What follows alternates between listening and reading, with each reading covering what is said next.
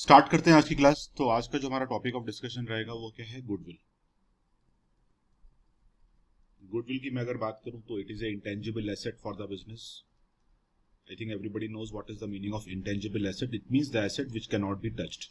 तो गुडविल को तो आप टच नहीं कर सकते ना, because it is a brand image, it is a reputation of the business. ठीक। गुडविल एक्चुअली दो टाइप की होती है। एक गुडविल होती है परचेज्ड गुडविल, और एक आपकी जो गुडविल होती है वो होती है सेल्फ जनरेटेड गुडविल।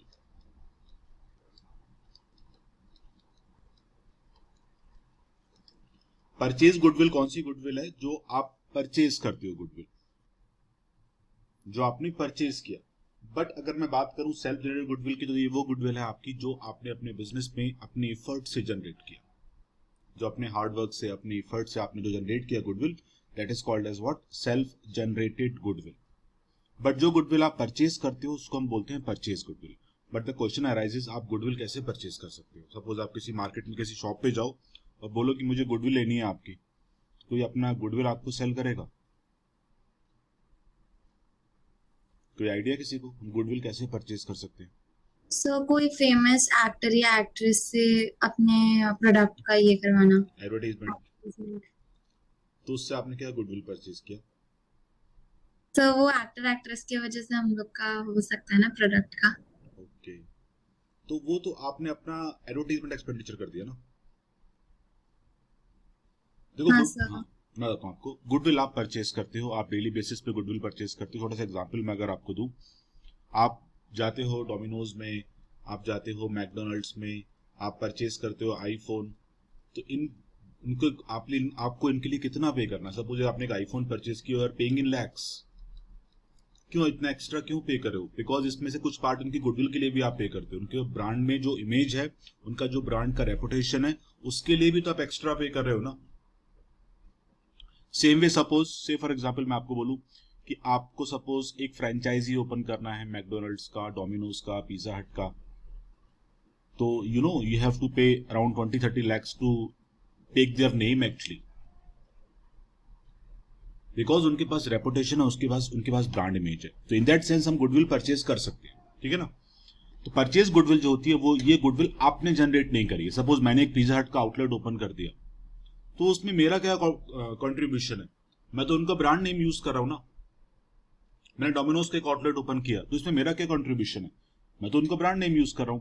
तो ऐसी गुडविल को हम लोग क्या बोलते हैं? परचेज गुडविल, क्योंकि आप गुडविल आपने परचेज किया। बट अगर मैं बात करूं जो गुडविल आपने खुद जनरेट किया, that is called as what? Self generated goodwill. और एक्चुअली मैं अगर पार्टनरशिप की बात करूं, तो पार्टनरशिप के चैप्टर में आपको इसी गुडविल से मतलब है।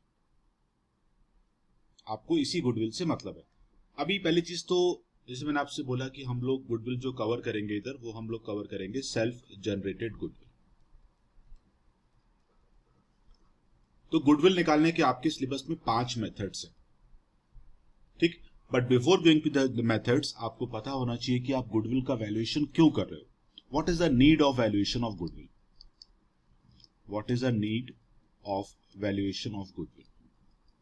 तो हम पार्टनरशिप फर्म का वैल्यूएशन क्यों कर रहे हैं? छोटा सा एग्जांपल दूंगा, उससे आपको काफी कुछ क्लियर हो जाएगा। तो फॉर एग्जांपल पे अगर आपको बोलूं कि दो पार्टनर्स हैं बिजनेस में, ए एंड बी, और इन्होंने बिजनेस को स्टार्ट किया सपोज 1 अप्रैल 2020 को। ठीक। और इन लोगों ने 10 साल तक बिजनेस को रन किया। एंड आफ्टर 10 ईयर सपोज इनके बिजनेस में एक पार्टनर ज्वाइन कर रहा है, से 31 मार्च 2000, सॉरी इसको मैं 10 कर देता हूं, इसको 20 कर देता हूं। ठीक है ना। तो 10 ईयर्स तक इन्होंने बिजनेस को रन किया, ए और बी ने। सपोज इनका रेशियो था 1:1, और आफ्टर 10 ईयर्स पार्टनरशिप फॉर्म में पार्टनर हो गए अभी 3। Earlier profit of A was 1/2, profit of B was 1/2, but after the admission of C, profit of A will become 1/3 and profit of B will also become 1/3। देखो, goodwill is a kind of thing ना, कि ये goodwill आप एक दिन में generate नहीं करते हो। इट इज नॉट पॉसिबल ना कि आपने आज शॉप ओपन करी और कल कस्टमर की लाइन लग जाएगी बात। No, it's not like that.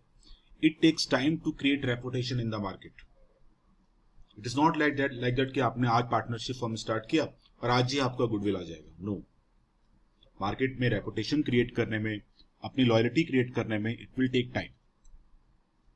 तो देखो अभी इन 10 ईयर्स में बिजनेस में एफर्ट किसने लगाया? अगर मैं आपसे पूछूं इन 10 ईयर्स में बिजनेस में एफर्ट किसने लगाया, तो बिजनेस में एफर्ट था सिर्फ ए और बी का। बिजनेस का गुडविल क्रिएशन किसने किया? ए और बी ने। 10 ईयर्स के बाद जो आपका गुडविल बन गया, आपकी रेपुटेशन बन गई मार्केट में, तब पार्टनरशिप फॉर्म में सी ने ज्वाइन किया। दैट मींस सी को कुछ एडेड एडवांटेज मिलेगा या नहीं मिलेगा? इधर सोचो आप, कल को मुकेश अंबानी बोले, एलोन मस्क आपको बोले कि हमारे पार्टनर बन जाओ बिजनेस में, तो आपको एक ब्रांड नेम में, रेडीमेड ब्रांड नेम मिल रही है आपको, उस चीज का आपको एक एडवांटेज मिलेगा। तो same goes in the partnership form. Partnership form को स्टार्ट किया ए और बी ने, 10 साल तक एफर्ट लगाया बिजनेस में, उसका रेपुटेशन क्रिएट किया, गुडविल क्रिएट किया। बट जब गुडविल क्रिएट हो गया उस टाइम पार्टनर हो गए 3 अभी, एंड बिकॉज ऑफ दैट ए का प्रॉफिट फॉल हो गया, बी का प्रॉफिट फॉल हो गया। That is the only reason, जब भी पार्टनरशिप फॉर्म में there is some admission, there is some retirement, there is some death of any partner, there is some change in ratio in the partners, there is some amalgamation of partnership firm, तो under all the cases हमको goodwill का valuation करना होता है। और मैं again बोल रहा हूं, पार्टनरशिप के चैप्टर में आपको परचेज गुडविल से कोई लेना देना नहीं है। जो थोड़ा बहुत लेना देना है वो मैं डिस्कस कर लूंगा बाद में आपसे। आपका मेन फोकस यहां पर कहां क्या रहेगा? For the self generated goodwill. ये वो गुडविल है जो आप अपनी एफर्ट से खुद जनरेट करते हो। तो आपका जो मेन 5 मेथड्स हैं वो इसी के लिए हैं। You have to calculate the goodwill of the business by using the 5 methods. तो आई होप आपको क्लियर होगा कि what is the need of valuation of goodwill. तो बहुत सिंपल सा लॉजिक है कि बिजनेस स्टार्ट किसी और ने किया, एफर्ट किसी और ने लगाई, बट इसका बेनिफिट फ्यूचर में कोई और लेगा। तो जब भी पार्टनरशिप फॉर्म में रिटायरमेंट होगा, एडमिशन होगा, डेथ होगा, even the change in ratio is there, या फिर दो पार्टनरशिप फॉर्म मिलके अमलगमेट होके एक नई फॉर्म बना रही है, अंडर ऑल द केसेस आपको पार्टनरशिप फॉर्म की गुडविल का वैल्यूएशन करना होता है। तो अभी डिफिकल्टी यहां पर क्या है कि गुडविल का वैल्यूएशन कैसे कर सकते हो आप? किसी की रेपुटेशन को, किसी की ब्रांड इमेज को मनी में कैसे शो कर सकते हो आप? तो उसके लिए आपके पास 5 मेथड है for the valuation of goodwill. Number 1 is the average profit method. Number 2 is the weighted average profit method.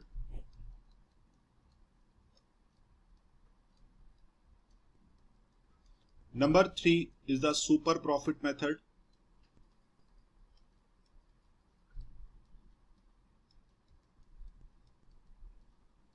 Number 4 is the capitalization of average profit method, and last one is what? Capitalization of super profit method.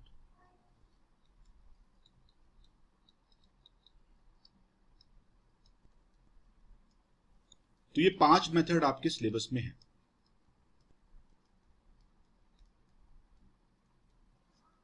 Number 1 is the average profit method, then weighted average profit method, then super profit method, capitalization of average profit method and capitalization of super profit method. अभी आप देखो एक चीज समझना आप, जैसे मैंने बोला कि गुडविल, किसी की ब्रांड इमेज को मनी में फाइंड आउट करना, किसी की रेपुटेशन को मनी में फाइंड आउट करना, इट्स डिफिकल्ट टास्क। इन सारे मेथड में एक वर्ड कॉमन आपको दिख रहा होगा, वो क्या है? प्रॉफिट। ये एक वर्ड ऐसा वर्ड है जो सारे मेथड में आप यूज कर रहे हो। दैट मीन्स आप गुडविल को कहीं ना कहीं प्रॉफिट अर्निंग कैपेसिटी से ही लिंक कर। दैट मीन्स अगर आपके पास बेटर प्रॉफिट अर्निंग कैपेसिटीज हैं, आपके पास अच्छी कैपेबिलिटीज हैं, you can earn the profit, that in that case आपके पास गुडविल होगा। तो एक्चुअली इन 5 मेथड में हम लोग प्रॉफिट के बेसिस पे ही गुडविल का वैल्यूएशन करेंगे। तो we assume if your profit earning capacities are good, that means आपके पास गुडविल होगा, और अगर आपके पास प्रॉफिट अर्निंग कैपेसिटीज नहीं है अच्छी, तो आपके पास गुडविल नहीं होगा वहां पे। तो इन 5 मेथड में there is only one base, that is the profit, जिसके बेसिस पे आप गुडविल का वैल्यूएशन करोगे। क्लियर? तो अभी हम लोग स्टार्ट करते हैं एवरेज प्रॉफिट मेथड। ये मेथड सारे बहुत ज्यादा इजी हैं। तो number 1 method is what? Average profit method. और इसका बोर्ड एग्जाम में जो क्वेश्चन आता है it will be either for 3 और फॉर 4 मार्क। इसके बियॉन्ड कभी भी ये क्वेश्चन 6 मार्क, 8 मार्क, 12 मार्क में क्वेश्चन कभी भी नहीं आता है। मैक्सिमम इसका जो वेटेज रहेगा वो 4 मार्क का रहेगा। उसके बियॉन्ड आज तक कभी बोर्ड एग्जाम में सब नहीं आया ये। नेक्स्ट, अगर मैं बात करूं एवरेज प्रॉफिट मेथड की, तो इसका बहुत सिंपल सा फॉर्मूला है। और फॉर्मूला क्या बोलता है आपको? Goodwill will be equal to average profit into number of year purchase, into what? Number of year purchase। ठीक, बहुत इजी फॉर्मूला है। अभी सुनना, एग्जाम में जो भी ट्विस्ट आएंगे मैं सारे डिस्कस करूंगा आपसे। दोनों वर्ड का मीनिंग पहले क्लियर करते हैं, इसका मतलब क्या होता है। एवरेज प्रॉफिट काफी कुछ क्लियर है नाम से ही। क्वेश्चन में प्रॉफिट आपके पास गिवन होंगे 4 साल, 5 साल के, 8 साल के, उनका आपको एवरेजिंग करना है पहले, मतलब उसका आपको एवरेज प्रॉफिट निकालना है। ये टास्क काफी सिंपल होता है। प्रॉफिट्स आपके पास क्वेश्चन में गिवन होंगे। 3 इयर्स का दिया है तो 3 इयर्स का एवरेज निकाल लो, 4 इयर्स का दिया है तो 4 इयर्स का एवरेज निकाल दो। वो सब कुछ क्वेश्चन में क्लियरली लिखा होगा। Coming to that next part, number of year purchase. What is the meaning of number of year purchase? इसका देखो मतलब क्या होता है। इसका मतलब यह होता है कि जो प्रॉफिट आपने प्रीवियसली अर्न किया, जो प्रॉफिट आप प्रीवियसली अर्न कर चुके हो, उस प्रॉफिट को आप आने वाले कितने फ्यूचर ईयर्स तक मेंटेन कर सकते हो। जैसे सपोज मैं आपसे बोलूं कि आपने बिजनेस स्टार्ट किया 1 अप्रैल 2010 को, तो आपके पास प्रॉफिट है यहां पे सपोज 5 साल का प्रॉफिट आपके पास है। 2010-11 का, 11-12 का, 12-13 का, 13-14 का, 14-15 का। तो profit for the 5 years is with you. इसके बेसिस पे आप एवरेज प्रॉफिट निकाल लोगे, ठीक है ना। अभी इस एवरेज प्रॉफिट को आप आने वाले कितने टाइम तक और मेंटेन कर सकते हो, that time period is called as what? Number of year purchase.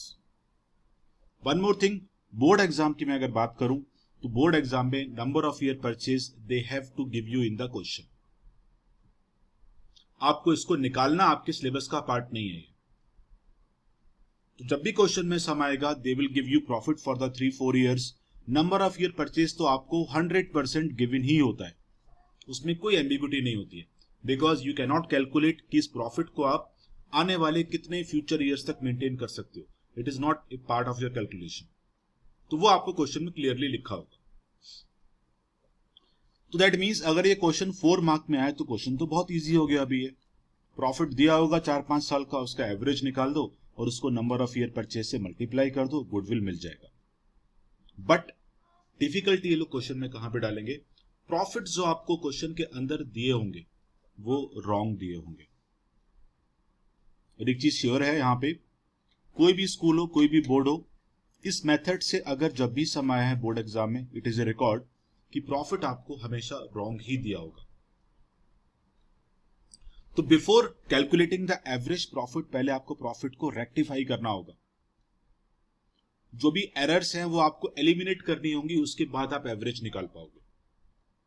Because अगर आपका प्रॉफिट ही करेक्ट नहीं है तो आपके बिजनेस का गुडविल कैसे करेक्ट हो सकते हैं? समझा ना आपको?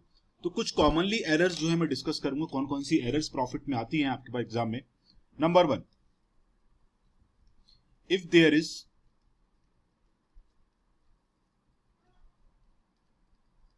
any abnormal gain or non-operating gain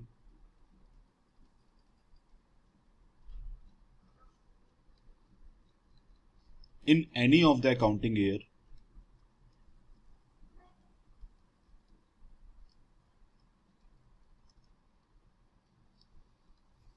then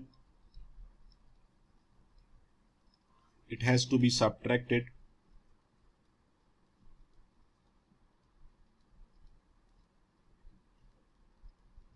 from that year profit। तो समझना है इसको।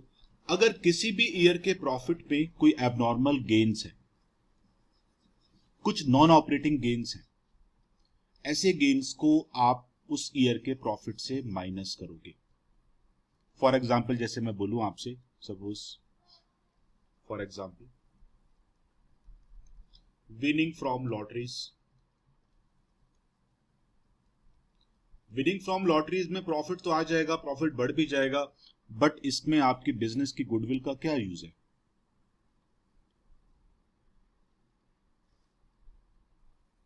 हाँ, तो मैं आपसे क्या कवर कर रहा था, किसी भी ईयर के प्रॉफिट में अगर सपोज कुछ एबनॉर्मल गेन्स हैं, कुछ नॉन ऑपरेटिंग गेन्स हैं, तो आपको उसको उस ईयर के प्रॉफिट से माइनस करना पड़ेगा। देखो आप समझो इस चीज को, आप यहां पे बिजनेस की गुडविल निकाल रहे हो। सपोज किसी ईयर में मुझे लॉटरी लग गई, प्रॉफिट तो बढ़ जाएगा, बट उस लॉटरी से जो मुझे प्रॉफिट हुआ, क्या उसमें बिजनेस की गुडविल का कुछ कंट्रीब्यूशन है? बिजनेस नहीं भी करते तो भी लॉटरी लगती तो भी प्रॉफिट आता। क्या ये प्रॉफिट आपके बिजनेस से आया? नो। सेम वे सपोज मैं आपसे बोलूं profit on sale of machine, profit on sale of machine, आपने सपोज एक मशीन सेल करी, उसमें प्रॉफिट हो गया आपको, क्या ये प्रॉफिट बिजनेस के ऑपरेशन से आ रहा है? क्या मशीन को सेल करना आपके बिजनेस का ऑपरेशन होता है? नो। आपके बिजनेस का ऑपरेशन तो गुड्स को सेल करना होता है। तो अगर किसी भी ईयर के प्रॉफिट में कोई एबनॉर्मल नेचर के गेन्स हैं, कोई नॉन ऑपरेटिंग गेन्स हैं, उसको आपको उस ईयर के प्रॉफिट से माइनस करना पड़ेगा। और अगेन मैं बोल रहा हूं आपसे, इस मेथड से जब भी सम बोर्ड एग्जाम में आएगा तो 100% प्रॉफिट आपको रॉन्ग ही दिया होगा। ठीक, तो पहली एरर तो आपकी ये हो गई। दूसरी एरर क्या मिलती है आपको सम्स के अंदर? If there are some abnormal loss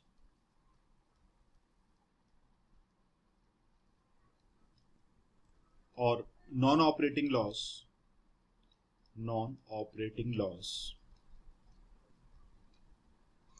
in any year,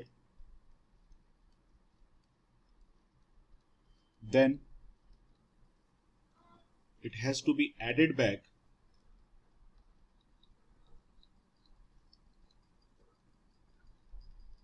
in that year profit। तो अगर सपोज किसी भी ईयर के प्रॉफिट में आपके पास कुछ एबनॉर्मल लॉसेस दिए हैं, आपको कुछ नॉन ऑपरेटिंग लॉसेस दिए हैं, तो ऐसे प्रॉफिट्स को, ऐसे लॉसेस को आप दोबारा से उस प्रॉफिट में ऐड बैक करोगे। क्यों करोगे? उसका लॉजिक समझना। आप देखो, सपोज जैसे मैं बोलूं there is some loss by fire, there is some loss by fire, तो we all know loss by fire is a loss of non, it is a kind of abnormal loss. हर साल आग नहीं लगेगी business में, और ये आपके बिजनेस का ऑपरेशन भी नहीं है, तो it is what? It is A abnormal loss. समझा आपको? तो ऐसे लॉसेस को आपको अपने प्रॉफिट में दोबारा से ऐड बैक करना पड़ेगा, बिकॉज ये लॉस, ये जो फायर हुआ है, it is not a routine activity ना। ऐसा तो नहीं है कि हर साल लॉस बाय फायर मुझे होने वाला है, नो। सपोज मैं आपसे बोलूं loss on sale of machine,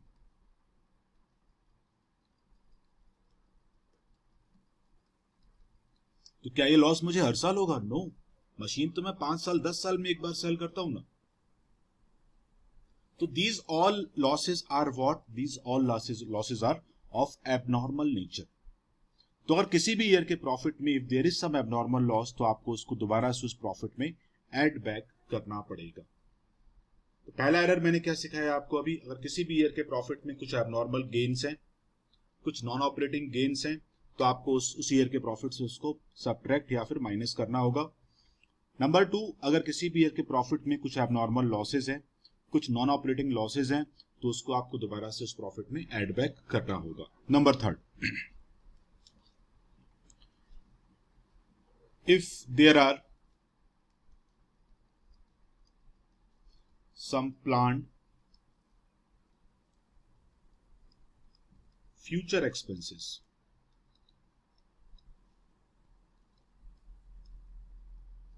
अगर सपोज आपने कुछ प्लान किया हुआ है कि फ्यूचर में आपको इंश्योरेंस पॉलिसी लेनी है, फ्यूचर में आपके एम्प्लॉयज इंक्रीज हो जाएंगे, फ्यूचर में मैनेजर की सैलरी बढ़ जाएगी, फ्यूचर में पार्टनर की सैलरी बढ़ जाएगी, तो आपने अगर सपोज फ्यूचर के लिए कुछ प्लानिंग किया हुआ है पहले से, कि मुझे फ्यूचर में एक्सपेंसेस करनी है, तो सच expenses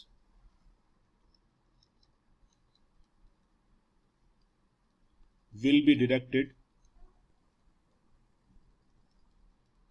from all years profit। समझ रहे हैं इस चीज को? अगर सपोज आपने प्लान किया, सपोज से फॉर एग्जांपल आपने इस बिजनेस स्टार्ट किया 1 अप्रैल 2010 को और 5 साल तक आपने बिजनेस रन कर लिया, और फॉर दिस 5 ईयर आपके पास प्रॉफिट आपके पास गिवन है फॉर द 5 ईयर्स, ठीक है ना। अभी 31 मार्च 15 को आपने डिसाइड किया कि अगले साल से हम लोग एक इंश्योरेंस पॉलिसी भी लेते हैं, या फिर नेक्स्ट ईयर से एक मैनेजर एम्प्लॉय करेंगे और उसका सैलरी पूरे साल का 1 लाख रुपीस हमको पे करना है। प्रीवियसली आपने पे नहीं किया है, बट फ्यूचर में आप ये प्लान कर रहे हो एक्सपेंसेस को पे करने का, तो आप जो एवरेज प्रॉफिट निकालोगे वो तो प्रीवियस ईयर का ही निकालोगे। क्या आप इस एवरेज प्रॉफिट को आगे मेंटेन कर पाओगे? नो, बिकॉज आपने फ्यूचर के लिए और एक्सपेंसेस प्लान कर लिए हैं अभी। और जैसे मैंने आपसे बोला था, नंबर ऑफ ईयर परचेज आपको क्या बोलता है? Number of year purchase means कि आप इस एवरेज प्रॉफिट को फ्यूचर में कितने ईयर्स तक मेंटेन कर सकते हो। तो अगर आपने फ्यूचर के लिए कुछ एक्सपेंसेस को प्लान कर लिया है, तो आपको उसको भी माइनस करना होगा, और that to be from all the years. चाहो तो एवरेज प्रॉफिट निकाल के माइनस कर दो, चाहो तो ऑल द ईयर से माइनस कर दो, answer will be same, but minus करना पड़ेगा, बिकॉज ये जो आपने प्रॉफिट अर्न किया उसको आपको फ्यूचर में मेंटेन करना है अभी। But if you have some planned future expenses तो आप उसको मेंटेन नहीं कर पाओगे। दैट्स वाई कुछ भी एक्सपेंसेस जो आपने फ्यूचर के लिए प्लान किया हुआ है उसको या तो सारे ईयर से माइनस कर देना, या फिर उसको एवरेज प्रॉफिट से माइनस कर देना, बात एक ही है। नंबर 4, इसके अलावा कुछ भी एरर हो सकती है। If there are some errors, और इस चीज को आपने डिस्कस भी किया था रिगार्डिंग 11 चैप्टर में, आपने पढ़ा था रेक्टिफिकेशन ऑफ एरर्स। उसके अलावा कुछ भी एरर्स हैं इन द प्रॉफिट, तो आपको इनको भी रेक्टिफाई करना पड़ेगा, और रेक्टिफिकेशन करने के बाद ही you will get the corrected net profit, और उसके बाद ही आपको एवरेज प्रॉफिट निकालना है, और उसके बाद गुडविल निकालनी है। और मैं अगेन बार बार एक चीज बोल रहा हूं कि इस मेथड से जब भी सम आएगा तो आपको प्रॉफिट्स क्वेश्चन में रॉन्ग ही दिए होंगे। तो पहले आपको प्रॉफिट को रेक्टिफाई करना है, उसके बाद गुडविल निकालना है, ठीक है ना। तो अगेन गुडविल का जो फॉर्मूला है वो बहुत सिंपल है। यहाँ पे फॉर्मूला क्या था? Average profit into number of year purchase. Number of year purchase में एग्जाम में कोई एम्बिग्यूटी नहीं होती है, ये क्वेश्चन में गिवन होता है 100%। अगर नहीं गिवन है तो आपको क्या लिखा होगा? गुडविल विल बी, ऐसा लिखा होगा, goodwill will B 200% of average profit, ऐसा कुछ लिख देगा वो। या लिखा होगा goodwill will B 2 times of average profit. तो आपको जो डिफिकल्टी एग्जाम में आएगी वो सिर्फ एवरेज प्रॉफिट के पार्ट में आएगी, बिकॉज क्वेश्चन में प्रॉफिट्स आपको रॉन्ग ही गिवन होंगे। इसके ऊपर एक सम डिस्कस करेंगे अभी, और उस सम से आपको थोड़ा बहुत क्लियर होगा इस मेथड में कि प्रॉफिट कैसे रेक्टिफाई करना है आपको। तो एक सम मैं लिख के आता हूं स्क्रीन पे, एक मिनट होल्ड करना बस। आपको ये सम दिख रहा होगा स्क्रीन पे, क्वेश्चन नंबर 6। इसमें आपको गुडविल निकालना है, इसमें आपको मेथड यूज करना है weighted average profit method, but इसको हम पहले सॉल्व करेंगे एवरेज प्रॉफिट मेथड से, बिकॉज दोनों मेथड सेम होते हैं। ये जो दो मेथड है आपके पास, एक तो मेथड है आपके पास एवरेज प्रॉफिट, एक है एवरेज प्रॉफिट मेथड, और एक है आपके पास वेटेड एवरेज प्रॉफिट मेथड। ये दोनों मेथड ऑलमोस्ट सेम है, ठीक है ना। आपने पढ़ा था 11th में वेटेड मीन वगैरह, तो थोड़ा सा इसमें वेट्स वगैरह दिए होते हैं, इसमें वेट्स पे मैं आऊंगा, उसको छोड़ दो, इस पॉइंट को अभी इग्नोर करो, ठीक है ना। तो देखो प्रॉफिट्स आपके पास गिवन है 5 ईयर्स के। जैसे मैं आपसे बोला था कि number of year purchase question में गिवन हो, तो गुडविल का फॉर्मूला यहां पर क्या रहेगा आपका? Average profit into number of year purchase. This is the formula for goodwill. तो calculate the value of goodwill on the basis of 3 year purchase. मतलब नंबर ऑफ ईयर परचेज कितने दिए हैं आपके पास? 3 of the average profit of the last 5 years. Weighted वाला part ignore करना अभी, ठीक है। तो आपको इसमें गुडविल निकालना है on the basis of 3 year purchase of average profit of the last 5 year. That means आपके पास number of year purchase given है 3, बट आपको एवरेज प्रॉफिट निकालना पड़ेगा। प्रॉफिट भी आपके पास 5 ईयर्स का यहां पर गिवन है। जैसे मैं आपसे बोल रहा था कि इस मेथड से जब भी सम आएगा एग्जाम में तो प्रॉफिट्स आपके पास रॉन्ग ही गिवन होंगे। तो पहले आपको अपने प्रॉफिट्स को रेक्टिफाई करना होगा। तो for that you have to give a proper working note and like this you have to make one table also for the correction of profit, for the corrected net profit. So you have to make one table to rectify the profit first.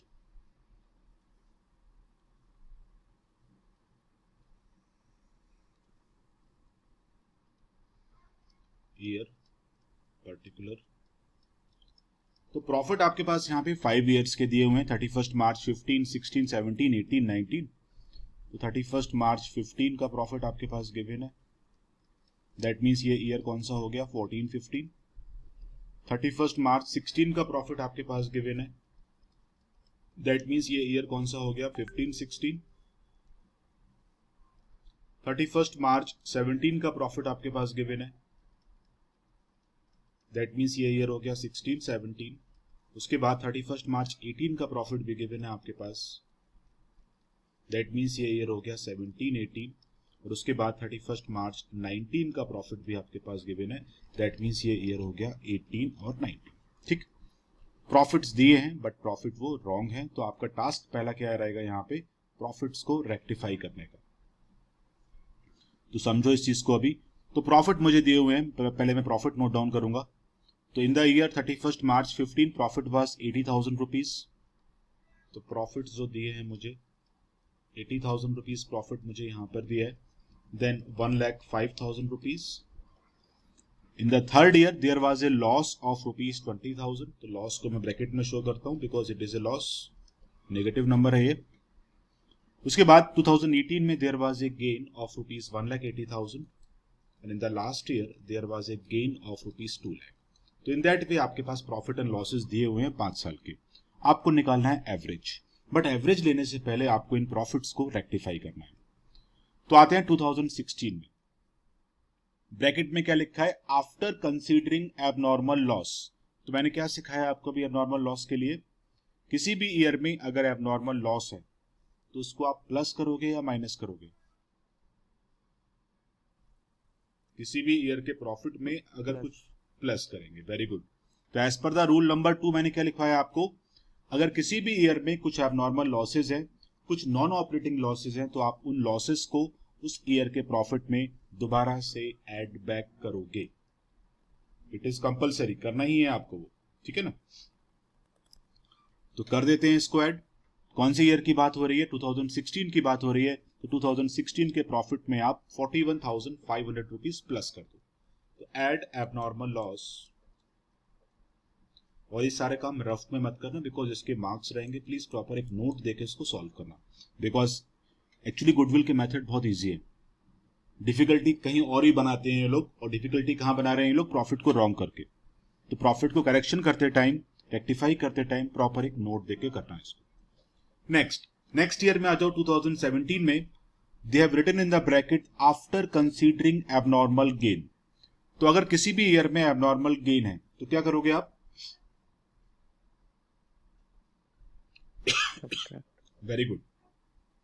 किसी भी year के profit में if there are some abnormal gain तो आपको उसको उस year के profit से सबट्रैक्ट या माइनस करना पड़ेगा। तो माइनस कर दो, लेस एबनॉर्मल गेन। तो ये कौन से ईयर की बात हो रही है, ये बात हो रही है 2017 की। तो 40,000 रुपीज आपको यहाँ पे और अभी माइनस करना पड़ेगा बिकॉज इस ईयर में there was some abnormal gain.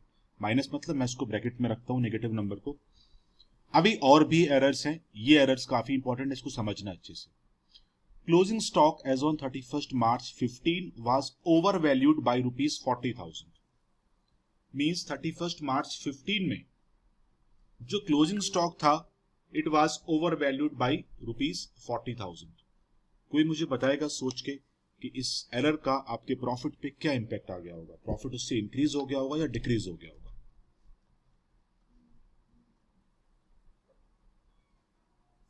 इस एरर का आपके प्रॉफिट पे क्या इंपैक्ट आया होगा। सर बढ़ गया होगा। रीजन प्रसाद, रीजन क्या होगा इसका। सर वो ओवर वाली कर दी ना मैंने गलती से। तो गलती वो तो समझ गया मैं, वो तो समझ में आ गया, बट उससे बढ़ क्यों गया होगा।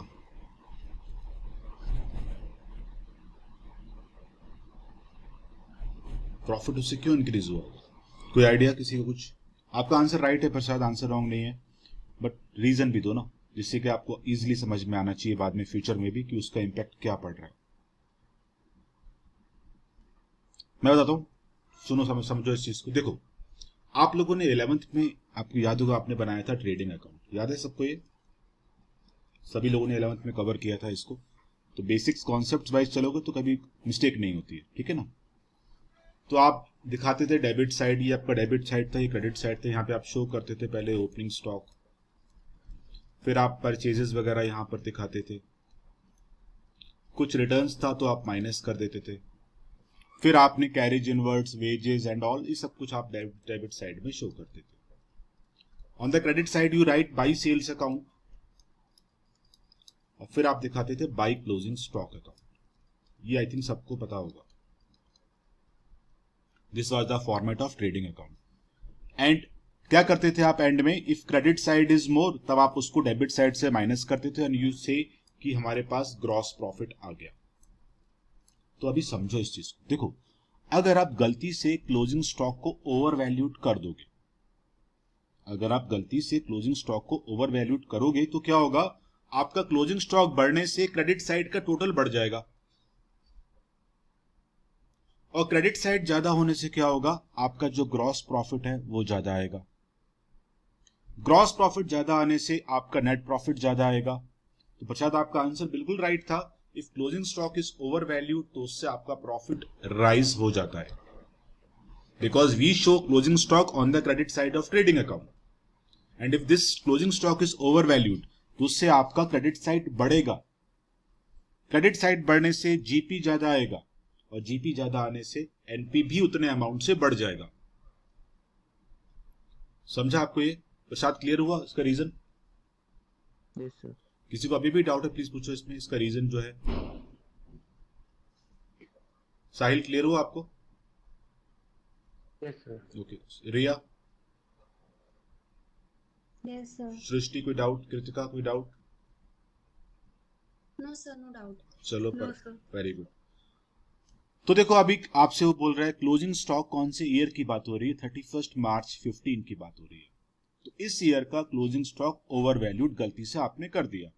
तो अगर आपने इस ईयर का क्लोजिंग स्टॉक गलती से ओवर वैल्यूड किया है तो उतना प्रॉफिट बढ़ गया होगा। Now my task is to rectify the profit. तो मुझे अपने प्रॉफिट में से इतना अमाउंट माइनस करना पड़ेगा। क्यों करना पड़ेगा, because of over valuation of closing stock. कौन सी ईयर की बात है, 31 मार्च 15 की। तो 31 मार्च 15 का जो प्रॉफिट था वहां से आप 40,000 रुपीज कम करो। ठीक, now listen very very carefully. कभी भी अगर क्लोजिंग स्टॉक की एरर आएगी, चीजों को याद बिल्कुल मत करना, समझ के चलना। इस एरर के हमेशा दो इफेक्ट होते हैं। इस एरर के क्या होते हैं, दो इफेक्ट होते हैं। समझना कैसे होते हैं। इन द प्रीवियस केस आपने क्लोजिंग स्टॉक को ओवर वैल्यूड किया। आपने क्या किया, क्लोजिंग स्टॉक को ओवर वैल्यूड कर दिया गलती से। तो देखो अभी आप 30 क्या बोल रहा था क्वेश्चन में, 31 मार्च 15 पे आपका जो क्लोजिंग स्टॉक था it was over valued by ₹40,000, यही तो बोल रहा था क्वेश्चन में। तो 31 मार्च 15 को जो आपका क्लोजिंग स्टॉक था वही क्लोजिंग स्टॉक 1 अप्रैल 16 को क्या बनेगा जाके, ओपनिंग स्टॉक। सोचो आप, जो स्टॉक क्लोजिंग है वही तो ओपनिंग बनेगा अगले साल जाके। तो अगर आपने 31 मार्च 15 के क्लोजिंग स्टॉक को ओवर वैल्यूड कर दिया है, दैट मीन्स ऑटोमेटिकली 1 अप्रैल 16 को आपका ओपनिंग स्टॉक भी ओवर वैल्यूड हो गया होगा। बिकॉज यही क्लोजिंग स्टॉक आप कैरी करोगे अगले साल की बुक में as a opening stock. That means अगले साल का ओपनिंग स्टॉक आपका ओवर वैल्यूड भी हुआ होगा फिर तो अगर 31 मार्च 15 का क्लोजिंग स्टॉक ओवर वैल्यूड है, दैट मीन्स फिर अगले साल का ओपनिंग स्टॉक भी ओवर वैल्यूड हुआ होगा। And opening stock over valued होने से क्या हो रहा है, debit side will be more because we show opening stock on the debit side. तो अगर आपने गलती से इसको ओवर वैल्यूड कर दिया है तो डेबिट साइड बढ़ जाएगी, और डेबिट साइड अगर ज्यादा होगी तो आपका प्रॉफिट फॉल हो जाएगा, आपका प्रॉफिट वहां पर क्या हो जाएगा, फॉल हो जाएगा।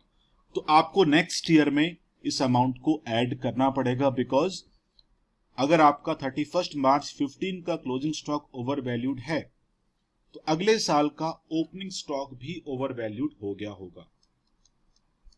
And opening stock over valued होने से क्या होता है, प्रॉफिट मेरा कम होता है, because we show opening stock on the debit side of trading account. तो अगले साल के प्रॉफिट में आपको 40,000 रुपीज प्लस करना होगा।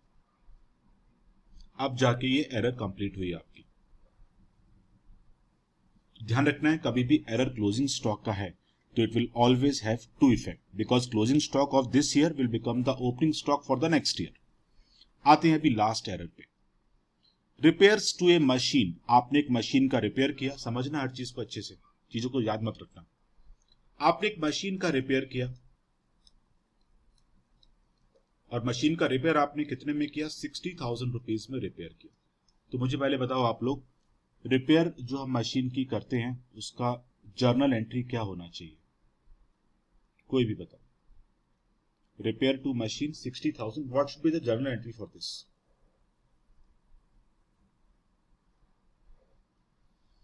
Can you repeat? I'm asking, suppose you have done a repair on machine of rupees 60,000, what should be the journal entry for this?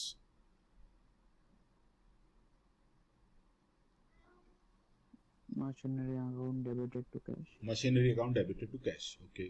और बताओ, रिपेयर टू मशीन रुपीज 60,000, इसका एंट्री क्या बनाओगे?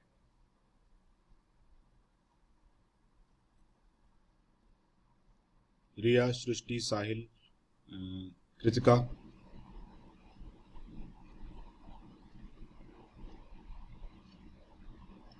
So repairs account debit to cash. Repair account debit to cash, that is the right entry. Prashad, why machine to cash?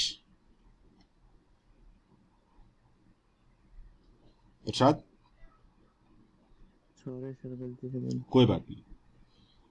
तो देखो, आपने एक machine का रिपेयर किया, लॉजिकली एंट्री क्या बनती है, लॉजिकली एंट्री ये बनती है, repair account to cash account. Because machine का repair is not a machine ना, आपने मशीन परचेज नहीं की है, आपने मशीन रिपेयर की है खाली। तो एंट्री बनती है रिपेयर टू मशीन 60,000 रुपीज की, बट आपने तो यहां पर कुछ ना कुछ मिस्टेक करी है। तो क्या मिस्टेक कर दी आपने? It was wrongly debited to machine account. आगे मत पढ़ना अभी, सिर्फ इतना पढ़ो। तो आपने एक मशीन का रिपेयर किया, logically the entry should be repair to cash, और इस रिपेयर को आपको शो करना चाहिए था प्रॉफिट एंड लॉस अकाउंट में, डेबिट साइड में, because it is a repair. But आपने क्या कर दिया, आपने तो इसको मशीन मान लिया। मींस आपने क्या एंट्री पास कर दी, आपने ये एंट्री पास कर दी, machine account debit to cash account. That means जो रिपेयर होना चाहिए था उसको तो आपने मशीन एज्यूम कर लिया। अभी जो रिपेयर होना चाहिए था, जो चीज प्रॉफिट एंड लॉस में जानी चाहिए थी, उसको तो आपने मशीन मान लिया। क्या हम मशीन प्रॉफिट एंड लॉस में शो करते हैं? कभी किसी ने शो किया मशीन प्रॉफिट एंड लॉस में? बताओ एक बार। नहीं शो करते हम कभी भी। Machine is a part of balance sheet, it is a asset for the business, we never show machine in the P&L account. तो आपकी मिस्टेक की वजह से अभी देखो क्या हुआ, ये एक रिपेयर था, ये जाना चाहिए था प्रॉफिट एंड लॉस अकाउंट के डेबिट साइड में, बट आपने तो इसको मशीन मान लिया गलती से, क्योंकि आपने तो मशीन अकाउंट डेबिट किया ना। दैट मीन्स आपने इस रिपेयर को प्रॉफिट एंड लॉस में शो नहीं किया, बिकॉज आपने तो इसको मशीन एज्यूम किया है। तो अगर आप अपनी रिपेयर्स को प्रॉफिट एंड लॉस में शो नहीं करोगे तो उससे आपका प्रॉफिट इंक्रीज होगा या डिक्रीज होगा? because of this error? Profit will increase or decrease? बताओ एक बार सोच के। Increase. Increase, very good, because आप अपनी एक्सपेंसेस को शो नहीं कर रहे हो। It was a repair, but आपने इसको रिपेयर माना नहीं, आपने तो मशीन मान लिया इसको, एंड मशीन तो कभी भी प्रॉफिट एंड लॉस में आती नहीं है, it is a part of balance sheet. That means because of this error आपका प्रॉफिट इंक्रीज हो गया होगा। Whereas it was a repair, it should be shown in the P&L account only. तो अभी आपको अपने प्रॉफिट को अगर रेक्टिफाई करना है तो अपने प्रॉफिट से आप 60,000 रुपीज कम करो। तो लेस रिपेयर ऑफ मशीन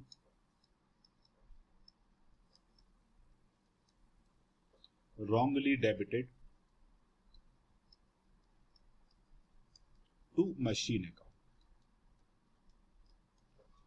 तो देखो आप कौन से ईयर की बात हो रही है, ईयर भी आपको दिया आस्किंग अबाउट 1 जुलाई 2017।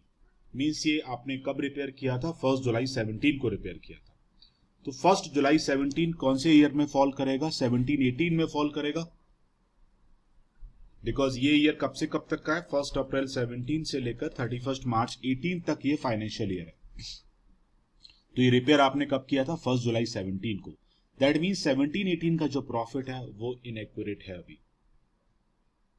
क्यों इनएक्यूरेट है, बिकॉज इस साल आपने एक मशीन का रिपेयर किया, जो रिपेयर दिखाना चाहिए था आपने उसको मशीन मान लिया, तो आपको अपने इस प्रॉफिट से 60,000 रुपीज यहां पे माइनस करना होगा, because it was a repair, it should have been shown in the P&L account on the debit side, and as a result आपका प्रॉफिट वहां पर कम होना चाहिए था, जो आपने किया नहीं। नेक्स्ट, साथ में एक एरर इन्होंने और अटैच कर दी। आगे वो क्या बोल रहा है, depreciation was charged on machinery at the rate of 20% per annum on diminishing balance method. ये क्वेश्चन बोर्ड का ही क्वेश्चन है, ध्यान रखना, it is not a difficult sum, ये क्वेश्चन बोर्ड का ही सम है। डेप्रिसिएशन भी आपने चार्ज कर दिया, वो बोल रहा है। सोचो, एक मशीन का रिपेयर किया आपने 60,000 रुपीज का, तो पहला मिस्टेक तो आपने ये कर दिया कि आपने इस रिपेयर को मशीन मान लिया। आपने क्या किया, इस रिपेयर को मशीन मान लिया, तो वो तो मैंने अभी एलिमिनेट कर दिया, मैंने वो रेक्टिफाई कर दिया। अभी आपने एक एरर और कर दी यहां पे, आपने इसको मशीन माना था ना, अभी आपने इस मशीन को डेप्रिशिएट भी कर दिया, वो ये बोल रहा है। सोचो, दो एरर हो गई साथ में। अभी आपने एक मशीन का रिपेयर किया, पहले तो it should have been a repair, it should have been part of P&L account, but आपने गलती से मशीन मान लिया इसको, तो ये एरर मैंने एलिमिनेट कर दिया। अभी साथ में एक एरर और हुई अभी, वो क्या हुई कि आपने मशीन मानने के बाद इसको डेप्रिशिएट भी कर दिया। तो क्या ये डेप्रिशिएट होना चाहिए था, मैं अगर आपसे पूछूं? It was just a repair. तो आपने यहां पे दो गलती कर दी। पहली तो आपने रिपेयर को मशीन मान लिया, चलो वो हमने रेक्टिफाई कर दिया, और मशीन एज्यूम करने के बाद आपने उसको डेप्रिशिएट भी कर दिया। अभी मेरा क्वेश्चन आपसे यह है, क्या इस पर डेप्रिसिएशन चार्ज होना चाहिए था? बताओ, क्या इस पर डेप्रिसिएशन चार्ज होना चाहिए था?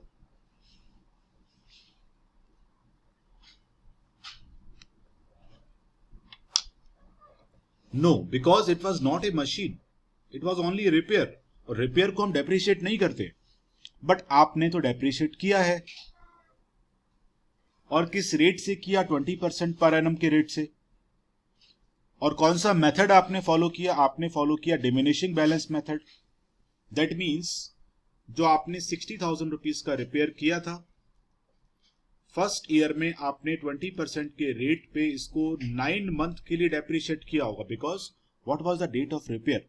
इट वाज 1 जुलाई 2007 ना 17 सॉरी 1 जुलाई 2017। तो आपने 1 जुलाई 17 से लेकर 31 मार्च 18 तक 9 मंथ होते हैं, आपने 9 मंथ तक इसको डेप्रिशिएट कर दिया, जो चीज मशीन थी ही नहीं। दो मिस्टेक है यहां पे, समझना इस चीज को, और ये कॉमन एरर एग्जाम में काफी आती है। 2 एरर यहां पे क्या हुई, पहले आपने रिपेयर किया, गलती से मशीन मान लिया, फिर मशीन मानने के बाद आपने उसको डेप्रिशिएट भी कर दिया। जो चीज मशीन है ही नहीं उसको आप डेप्रिशिएट कैसे कर सकते हो, बट आपने कर दिया। तो depreciation for the first year कितना होगा, देखो यहाँ पे 6 2 12, it is 12,000 into 9/12, that is 9,000 rupees. That means first year में आपने अपनी मशीन को 9,000 रुपीज से डेप्रिशिएट कर दिया, और डेप्रिशिएशन आपके प्रॉफिट को कम कर देता है, जबकि इस पे डेप्रिशिएशन चार्ज करना ही नहीं था आपको। It was not a machine, it was just a repair, but आपने किया डेप्रिशिएशन, तो मैंने डेप्रिशिएशन के अमाउंट को दोबारा से यहां पे ऐड बैक कर दिया। नेक्स्ट ईयर में 60,000 का मशीन था, रिपेयर था, जो भी बोलो आप, 9,000 रुपीज आपने डेप्रिशिएट किया फर्स्ट ईयर में। और एज पर द क्वेश्चन देखो क्या बोल रहा है कि बिजनेस में आपने, पार्टनरशिप फॉर्म में आपने डेप्रिशिएशन के लिए डिमिनिशिंग बैलेंस मेथड फॉलो किया था। मींस आपने इस मशीन को अगले साल भी डेप्रिशिएट किया होगा। एंड डिमिनिशिंग बैलेंस मेथड में क्या होता है कि आप डेप्रिशिएट करते हो on the reduced value. That means एक साल के बाद मशीन का वैल्यू कितना बचा होगा, 51,000 रुपीज। तो दैट मीन्स आपने अगले साल भी इस मशीन को डेप्रिशिएट किया होगा eight the rate of 20%, that will give you 10,200 rupees. तो आपको अगले साल के प्रॉफिट में भी 10,200 रुपीज प्लस करना पड़ेगा, बिकॉज ये चीजें डेप्रिशिएट होनी नहीं चाहिए थी। और बहुत सिंपल सा रीजन है, it was just a repair, it was not a machine. तो डेप्रिशिएशन का जो भी अमाउंट है मैंने यहां पे प्लस कर दिया। अभी आपको क्या मिला, आपका करेक्टेड नेट प्रॉफिट। तो in the first year profit was how much, it was 40,000 rupees.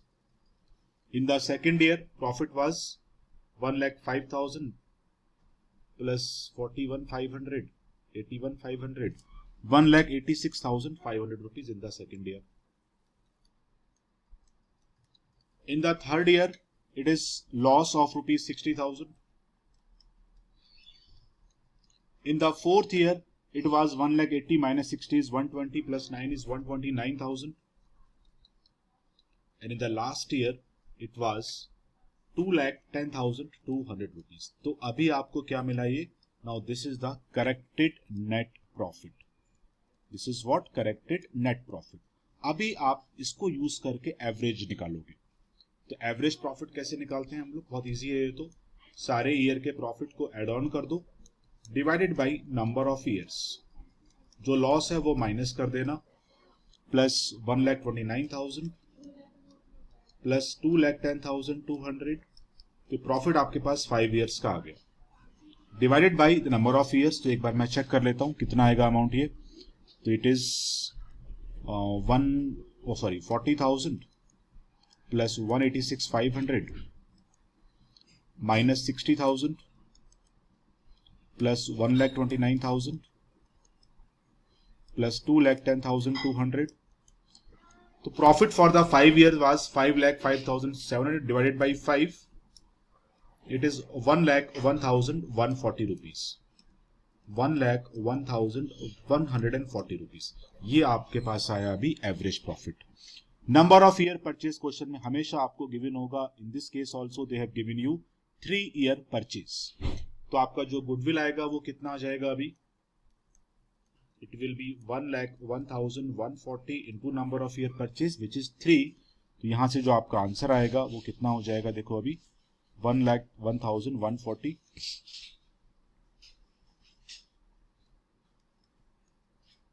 into 3, तो answer is 3,03,420 rupees, 3,03,420 rupees.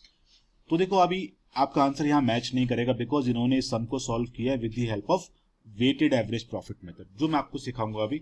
But देखो मेन चीज यहां पे सीखने वाली क्या थी कि प्रॉफिट्स के करेक्शन। क्लोजिंग स्टॉक का जो एरर है बहुत कॉमन एरर है, बोर्ड एग्जाम में रिपीटेडली आता रहता है। इवन ये जो सेकंड नंबर का एरर है ये भी बहुत रिपीटेडली एग्जाम में आता है। एबनॉर्मल लॉस एबनॉर्मल गेन के एरर में कोई डिफिकल्टी होती ही नहीं है, क्लियरली लिखा होगा एबनॉर्मल लॉस है एबनॉर्मल गेन है। तो ये नो एबनॉर्मल लॉस है तो प्लस करना है, एबनॉर्मल गेन है तो माइनस करना है। यहां पर भी आपको एक्चुअली चीजों को याद नहीं करना है, समझना है। अपना बेसिक कॉन्सेप्ट यूज करो 11th 12th के इनफेक्ट, तो आपको अपना रिप्लाई मिल जाएगा वहां पे। समझा ना ये चीज? तो आज के लिए मैं इतना रखूंगा अभी।